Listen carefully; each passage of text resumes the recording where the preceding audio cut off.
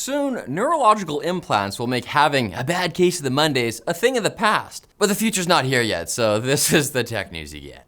Twitter, aka Elon Musk's X, is officially under investigation in the UK after its AI Grok went full goon mode, allowing users to generate thousands of non-consensual sexualized images of women and children directly in the timeline. UK media regulator Ofcom says Twitter may have violated the Online Safety Act, which requires platforms to block illegal content. UK Technology Secretary Liz Kendall announced the government is also bringing a new law into force this week, making it illegal for companies to supply tools designed to create non-consensual intimate images. If found guilty, X faces fines of up to 10% of global revenue. Finally, it's based on percentages. Or Ofcom could seek a court order to block the platform entirely in the UK, a net social good. Malaysia and Indonesia have already blocked Grok, and Democrats in the US are now asking Apple and Google to boot Twitter from their app stores. Musk, much like that kid in elementary school who flipped the Monopoly board if he lost, responded by complaining that people are looking for any excuse for censorship and suppressing free speech. In a masterclass of public relations, he reposted AI-generated images of UK Prime Minister Keir Starmer in a bikini. That's a good point. Never thought about it like that. You can't stop me from doing this, Keir. Free speech! Epic Games CEO Tim Sweeney also decided to wade into the fray.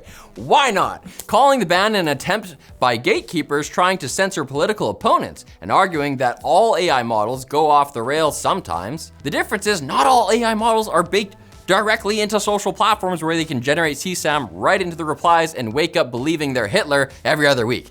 Also, going off the rails is usually seen as a bad thing, Tim, e.g. trains. Cloudflare just got slapped with a 14 million euro fine by the Italian government for refusing to block pirate sites on its 1.1.1.1 DNS service. Italy's Piracy Shield law demands websites get nuked within 30 minutes of a copyright complaint with little to no judicial oversight. Cloudflare CEO Matthew Prince called it a scheme run by a shadowy cabal of European media elites. Ooh, drama! Prince threatened to pull all Cloudflare servers out of Italy, discontinue free cybersecurity services for Italian users, and cancel pro bono, which I think is Italian, protection for the Milano Cortina Olympics. His exact words: play stupid games, win stupid prizes. Now that's a spicy CEO! In fairness to Prince, Italy's track record with implementing this law isn't great. Last year, they accidentally blocked Google Drive in the country for 3 hours. Mamma mia. Researchers found hundreds of legitimate websites caught in the crossfire while actual pirates just moved to the new address. Those have got to be some of the best pirates I've ever seen. Over in the UK, again, some members of parliament want to follow Australia's lead, with the Conservative Party proposing to ban people under the age of 16, if you can call them people, from social media entirely. The UK government also just ordered Ofcom to explore client-side scanning as a way to catch terrorism and CSAM-related messages hidden by end-to-end encryption protocols, aka allowing the UK government to read every message on your phone before it's encrypted. And speaking of digital crackdowns, Discord just got banned in Egypt, Jordan, Turkey, and Russia. Users reported stuck on loading screens, the telltale sign of government-led block, rather than a service outage. In unrelated news, Proton VPN saw a 103% spike in signups on Saturday alone, with usage still climbing. Wow, good for them. Apple is gearing up to finally, hopefully, launch its big Siri refresh by partnering with Google's AI, spurning OpenAI in the process, and making Siri a Gemini, which is too bad. My tarot card reading warns against befriending Geminis. I guess I've got no choice but to switch to Grok. Reuters calls it a multi-year deal, and in a joint statement, Apple and Google stressed that Gemini will complement Apple's own AI work rather than replace it. You know, sunk cost fallacy. With user choice, on-device processing, and privacy protections highlighted. At the same time, Google is pushing AI-powered shopping, adding buy buttons in Gemini and AI search, and introducing a universal commerce protocol designed to let AI agents interact with multiple retailers in a standardized way. Not all of Google's AI experiments are moving forward. The company has pulled AI overviews for some medical searches after concerns about accuracy and potential harm for sensitive health queries, dying and in a scene, which reminds us that Google's accumulate all data in the universe approach might not gel all that well with Apple's supposed commitment to user privacy. But Regarding their partnership to relaunch Siri, Apple emphasizes that personal data won't be used for advertising or profiling.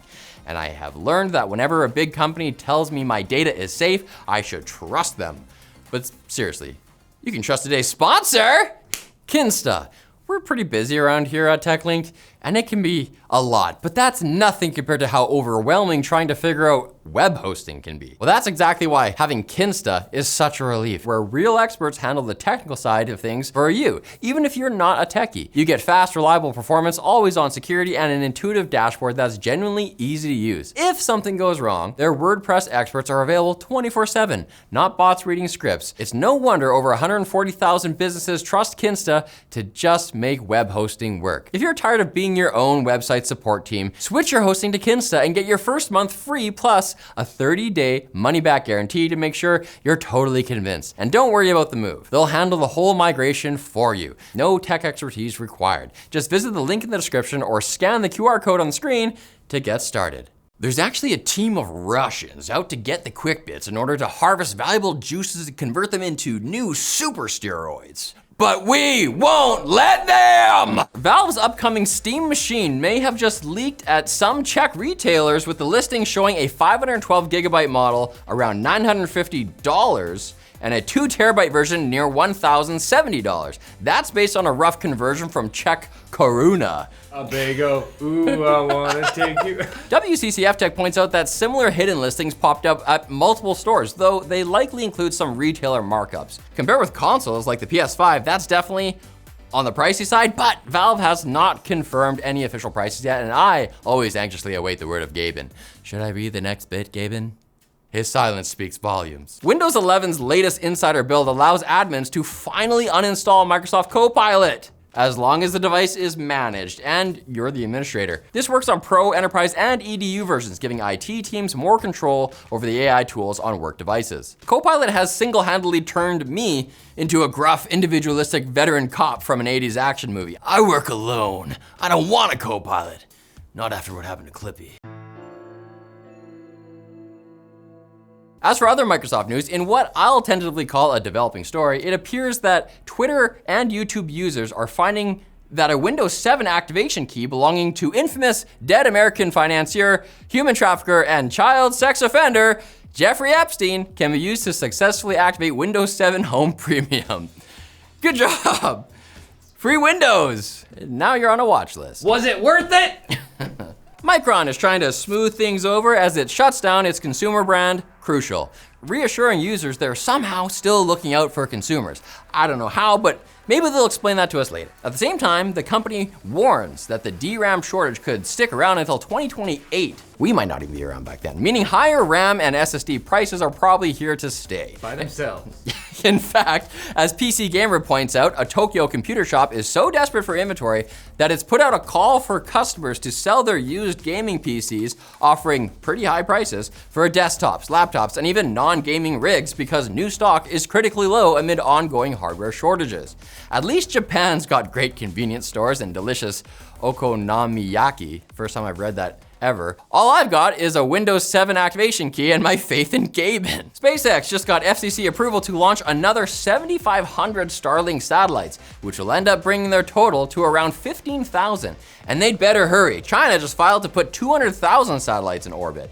These maneuvers are happening amidst a Starlink blackout occurring in Iran, where authorities are using military jammers to block satellite internet. Trump says he's talking to Elon Musk, their friends on again, about restoring the internet in Iran, which I'm sure he'll get to once he's done his flame war with the entirety of the UK government. And Overview Energy just demonstrated sending beams of power from a moving airplane to devices on the ground, proving their airborne energy transfer concept can actually work.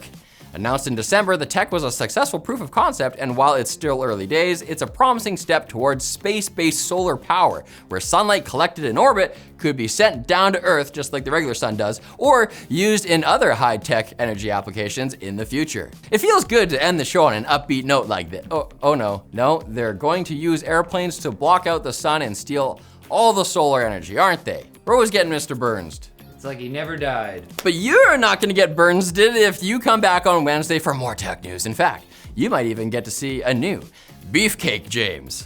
What is it? I've convinced the Quick Bits to lend me some valuable juices, and I'm gonna experiment with super steroids. He's joking. Dos Fodania! He's joking, guys.